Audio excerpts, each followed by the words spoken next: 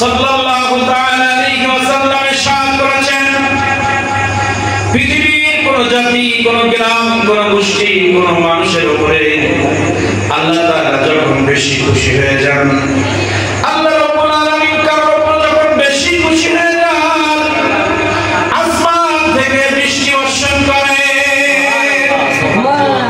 এখন এই রাসূলের জবানের কথা, এটা আপনার আমার কথা নয়। তাহলে আজকে মিলাদ নবীর মাহফিলের বৃষ্টি আল্লাহর পক্ষ থেকে রহমত।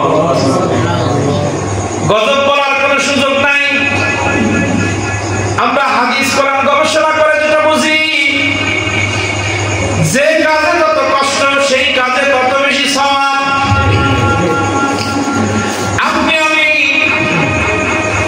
নামাজ পড়ি, নামাজের মধ্যে 3 তাসবিহ, রুকুতে সিজদায় 3টা যদি 7টা করে পড়ি, সওয়াব বেশি না কম? ওযুটা আমরা যেভাবে করি যদি আরো একটু মুস্তাহাব করে সুন্দর করে করে প্রত্যেকে ফসলের গোড়ায় গোড়ায় পানি পৌঁছায় দিয়ে, নৌকোর খেলাল করে করে দাড়ির ভিতরে সুন্দর করে করে এভাবে পানি পৌঁছায় দিয়ে যদি আমরা ওযু করি, সওয়াব বেশি না কম? মনে করবেন আল্লাহ রাব্বুল আলামিনের রাস্তায়, কোরআন মাজিদ ইসলামের রাস্তায় আপনি যত বেশি সালাম দেবেন, নেকিও তত বেশি। আল্লাহ রাব্বুল আলামিন বললেন, মান জাবিল হাসানাতি ফালাহু আশরু আমসালিহা। পৃথিবীর প্রত্যেকটা ভালো কাজের জন্য আমি আল্লাহ নবীজিকে বলছেন, আমার নবী পৃথিবীর মানুষকে জানিয়ে দিন, মান জাবিল হাসানাতি ফালাহু আশরু আমসালিহা। মান, যে ব্যক্তি একটি ভালো কাজ পৃথিবীর জমিনে আমি আল্লাহ আমাকে খুশি করার জন্য করবে, একটা ভালো কাজের বিনিময়ে আমি আল্লাহ তাকে 10টা নেকি দান করব। 10-এর কথা বলে আল্লাহ তাআলার সামনে অনেক শব্দ দিলেন, মান জাবিল হাসানাতি ফালাহু আশরু আমসালিহা।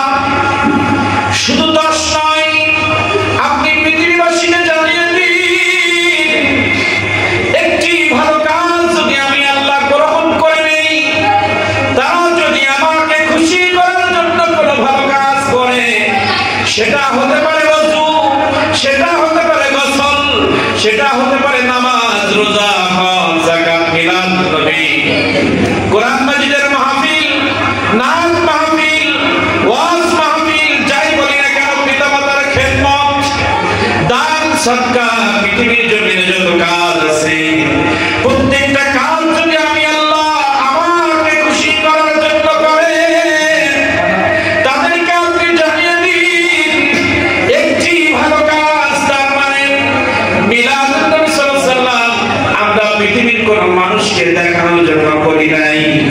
যদি তাই করতাম, বৃষ্টির মধ্যে ঘরের মধ্যে ছোট জায়গায় বসে যেতাম না। আমরা জানি আমার নবীর শান যত বর্ণনা হবে, আল্লাহ তত বেশি খুশি হয়ে যান। আল্লাহকে খুশি করার জন্য মাহফিল, 1 টাকা দিয়েছেন মানে 10 টাকা হয়ে গেছে। 3 হাঁড়ি রান্না করেছেন মানে আপনি 30 হাঁড়ি রান্না করেছেন।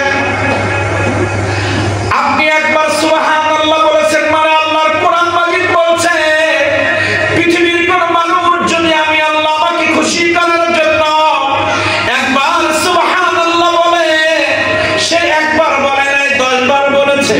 কয়বার? 10 বার বলেছে। একবারে 10 নেকি, কয় নেকি?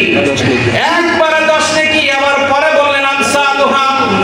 আমি এই যে বৃষ্টি বোঝানোর জন্য কতগুলো কথা বলছি, একটু খেয়াল করে শুনবেন বাবা, জীবনে কাজে লাগবে। এই বৃষ্টির কারণে এই মাহফিলে একটু কষ্ট হয়েছে না হয় নাই? যারা ইন্তজাম করেছেন, স্টেজ করেছেন, আপনাদের বক্তাদের জন্য সামনে সুন্দর ব্যবস্থা করেছিলেন, সেইখান থেকে মাইকগুলো আবার এখানে এনে ব্যবস্থা করা, খাটনি একটু বেশি হয়েছে, ঠিক না? ঠিক। যত খাটনি তত সওয়াব। আল্লাহ তাআলা প্রথম বললেন একটা ভালো কাজে 10 নেকি, কিন্তু আমসালুহা আমি চাইলে আরো বেশি। এখন 10-এর বেশি আল্লাহ তাআলা উজ্জ্ব রেখেছেন।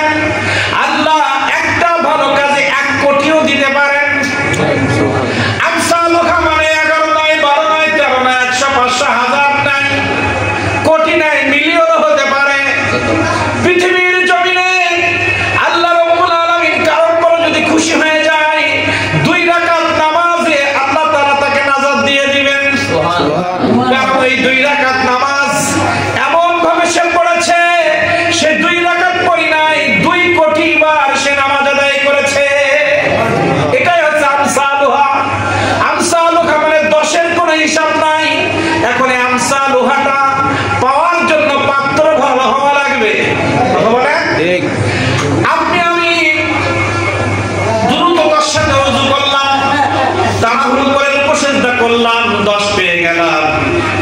ঠিক সুন্দর করে উযু করে রুকু সিজদাটা সুন্দর করবে, সে আর 10-এর মধ্যে থাকবে না।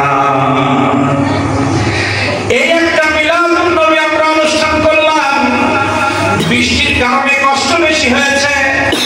যদি বৃষ্টি না হতো, আল্লাহ যদি 10 থেকে দিতেন, বৃষ্টি হওয়ার কারণে আপনাদেরও বসতে কষ্ট, আমাদেরও বসতে কষ্ট, যারা আয়োজন করেছেন তাদের কষ্ট একটু বেশি হয়েছে।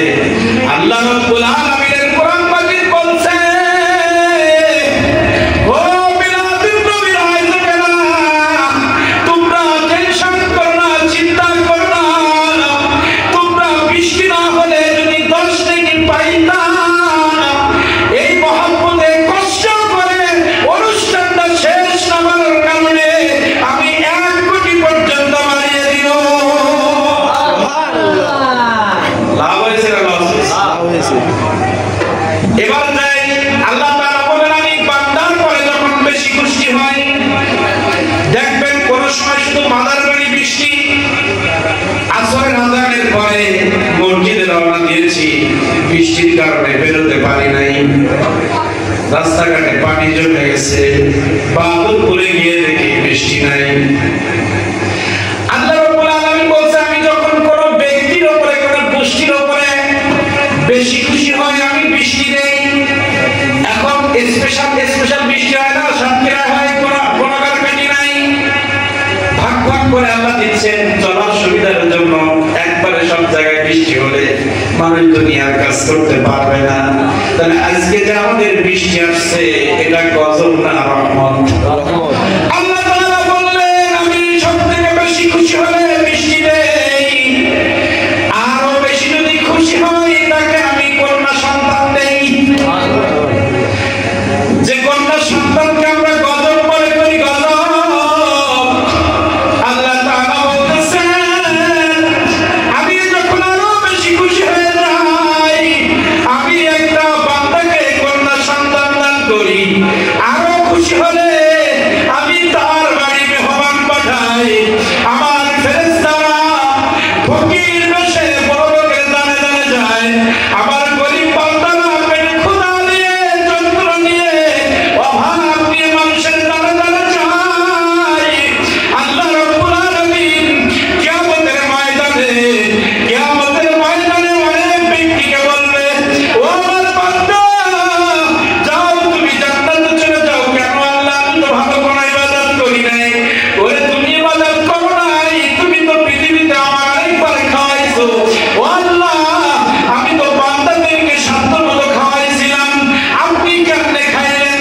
আল্লাহ রাব্বুল আলামিন বলবে, ও নুরুল ইসলাম, ও নজিবুল্লাহ, ও এলাকার বাহাদুরপুরের মানুষ, গোলাগারকাটির বাজার বাড়ির আব্দুল্লাহ, আব্দুল সালাম, তুমি একটু মনে করে দেখো, অমুক দিন সোমবার দুপুরবেলা তোমার বাড়িতে একজন মেহমান গিয়েছিল।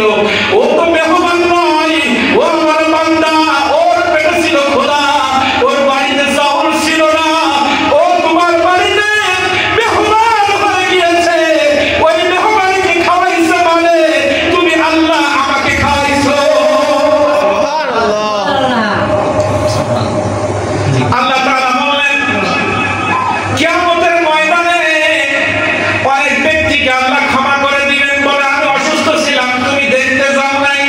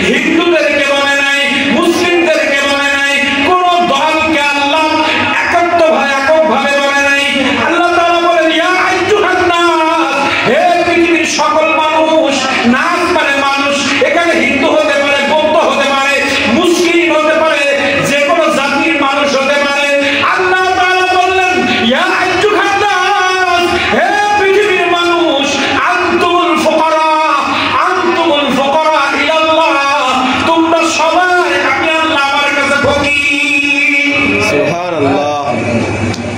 ইমাম বলে কথা নেই। এখানে এই আয়াত এমন ভাবে আল্লাহ নাযিল করেছে, বাংলাদেশের প্রেসিডেন্টও আল্লাহ ফকির বলেছেন, আর যারা ভিক্ষা করে তাদেরকেও ফকির বলেছেন। তার মানে আল্লাহ তার আয়াত দিয়ে বুঝাইছেন তুমি প্রেসিডেন্ট, কিন্তু তুমি চলবা ফকিরের মতো।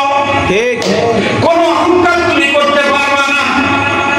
এই আয়াত দিয়ে আল্লাহ পৃথিবীবাসীকে জানিয়ে দিলেন তুমি আমেরিকার প্রেসিডেন্ট হও, আর ভারতের প্রেসিডেন্ট হও, আর অস্ট্রেলিয়ার প্রেসিডেন্ট হও, আর বাংলাদেশের প্রেসিডেন্ট হও, তুমি প্রেসিডেন্ট হও, এমপি হও, মন্ত্রী হও, চেয়ারম্যান হও, মেম্বার হও, ইমাম হও, মুফাসসির হও, মুহাদ্দিস হও, ওলি হও, সাহাবী হও, আর তুমি ভিক্ষুক হও, তুমি রিকশা চালাওয়ালা হও, তুমি দিনমজুর হও, তুমি ব্যবসায়ী হও, তুমি চাকরি হও, তোমাদের সবার একটাই পরিচয় আমি আল্লাহ আমার কাছে, সেটা হচ্ছে তোমরা ফকির। ঠিক। আমরা সবাই ফকির, কারণ দিন শেষে হাত তুলতে হয়। মুসলিম যারা তাদের ফকিরের আদর্শ কি, এই মিলাদ শেষে আল্লাহর কাছে হাত তুলবো। ধনীও তুলবে, গরিবও তুলবে। ঠিক। আরো যদি বুঝতে চান, আপনি সারা পৃথিবীর হসপিটালগুলোর দিকে তাকিয়ে দেখেন, একই হসপিটাল ভিক্ষুক ভর্তি হয়ে আছে, থানার এসপি অক্সিজেন নিয়ে পড়ে আছে বেডে, যত টাকা ছিল সব শেষ। দেশের যারা প্রধান তারাও একদিন অসুস্থ হয়। কেমন ফকির বোঝানোর জন্য বলছি, আমরা যারা থলি নিয়ে ব্যাগ নিয়ে বাড়িতে বাড়িতে ভিক্ষে করতে যাই, আমরা মনে করি ওরা মনে হয় ভিক্ষুক না, ওরা ভিক্ষুক না, ওরা আল্লাহর মেহমান। কোন ব্যক্তি যদি আপনার কাছে চায়, আপনি মনে অজান্তেও বলবেন না ফকির আসছে ভিক্ষা দাও। আমরা অনেক সময় আমার স্ত্রীকে বলি, আমার সন্তানকে বলি, বাইরে একজন ভিক্ষুক আসছে তাকে ভিক্ষা দাও না। আল্লাহর কোরআন মাজিদ বলছে কোন ভিক্ষুক যদি তোমার বাড়িতে আসে তুমি বলবা ও আমার স্ত্রী, ও আমার সন্তান, আল্লাহর একজন মেহমান বাইরে দাঁড়িয়ে আছে, তুমি বাড়ি থেকে 5টা টাকা বা 1 কৌটা চাল তারে দাও। সুবহানাল্লাহ। আল্লাহর মেহমান। এটা কোরআন এবং হাদিস দিয়ে বোঝায় আমি আলোচনায় যাব। আল্লাহর কোরআন মাজিদ বলছে তুমি যেখানেই থাকো, যে পজিশনে থাকো, আমার কাছে তোমার একটাই পরিচয়, তুমি ফকির। আর হাদিসে মুবারক বলছে আল্লাহ তাআলা হাশরের ময়দানে আমাদেরকে বলবে তোমার বাড়িতে আমি গিয়েছিলাম, আমাকে খাদ্য দাও নাই, তুমি আমাকে পানি পান করাও নাই, তুমি আমাকে চিকিৎসা করাও নাই। যখন আল্লাহ রাব্বুল আলামিনকে বলবো হে আল্লাহ, কই কোনদিন তো তোমাকে পাই নাই, তুমি কেমনে বললে তোমাকে খাওয়াই নাই? আল্লাহ তাআলা বলবে তোমার বাড়ির পাশের একজন গরীব, তোমার চাচা, তোমার ফুফু, তোমার রক্তের আত্মীয়, রক্তের বাইরে, তুমি মনে করে দেখো একদিন তোমার কাছে গিয়েছিল, আমার ক্যান্সার হয়েছে, আমি অসুস্থ, চিকিৎসার জন্য টাকা লাগবে। হাদিসের কথা, আমার নবীর আদর্শ, যে আয়াত পড়েছি লাকাদ কানা লাকুম ফি রাসূলিল্লাহি উসওয়াতুন হাসানাহ, আল্লাহ রাসূলের আদর্শ তোমার কাছে কেউ চাইতে আসলে থাকলে দাও, না থাকলে মাথায় হাত দিয়ে বলো।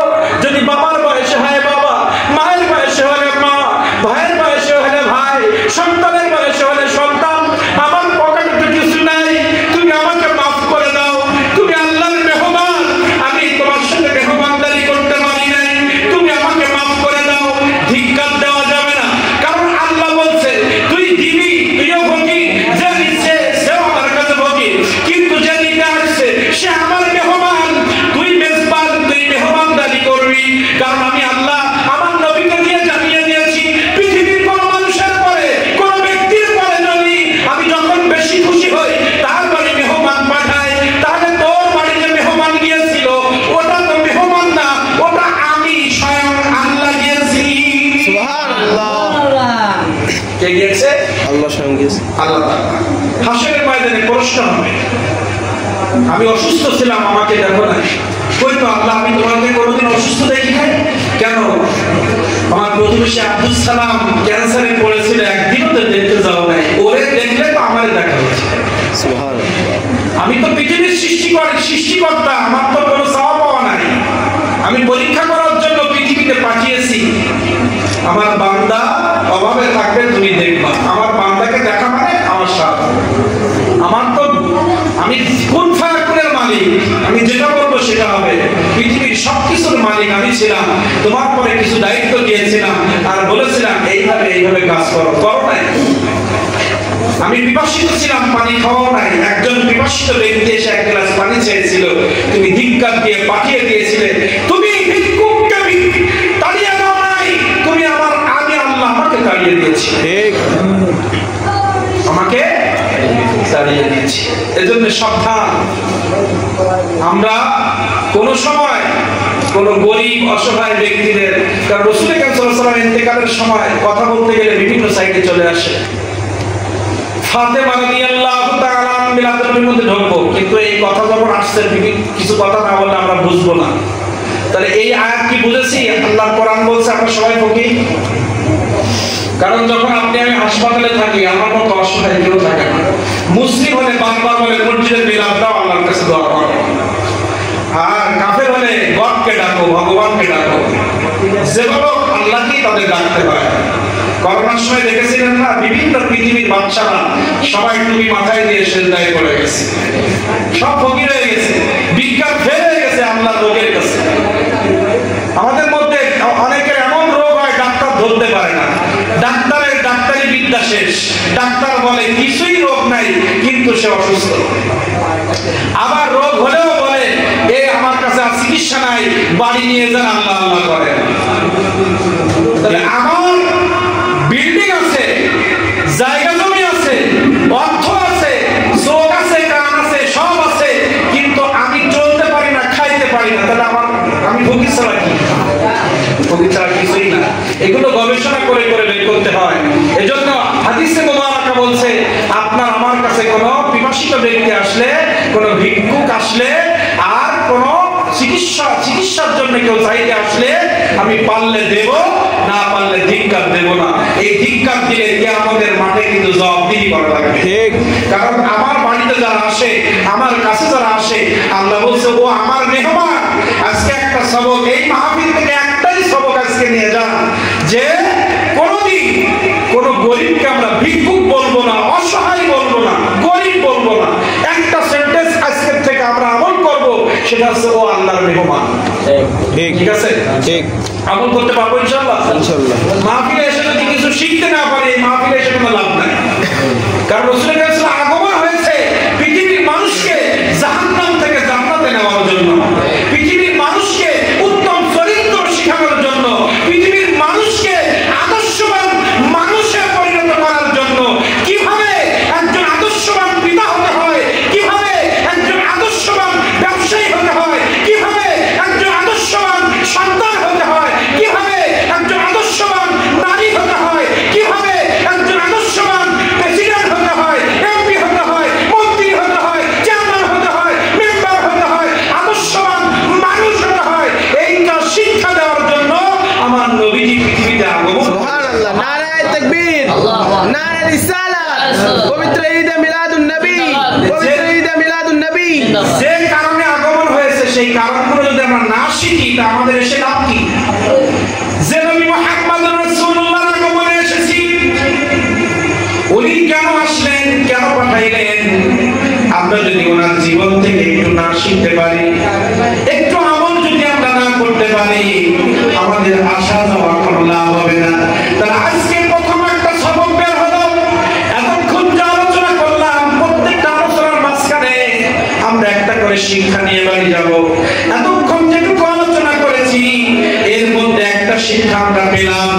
আজকের থেকে যে হোক, সে আমার চাচা হোক, খালা হোক, খালু হোক, ফুফু হোক, প্রতিবেশী হোক, আর পৃথিবীর যে প্রান্তের মানুষ হোক, আমার সামনে যদি কেউ আসে অসহায় অবস্থায়, পানি চায়, খাওয়া চায়, টাকা চায়, অর্থ চায়, আমরা তাকে আল্লাহর মেহমান বলবো। কি বলবো? আল্লাহর মেহমান, আল্লাহর মেহমান। কোনদিন ভিক্ষুক, অসহায়, ফকির, মিসকিন এই শব্দগুলো আমরা বলবো না। আমরা কি বলবো? আল্লাহর মেহমান। এটা বললে দেখবেন আমার আমলের মধ্যে পরিবর্তন আসবে। কি আসবে?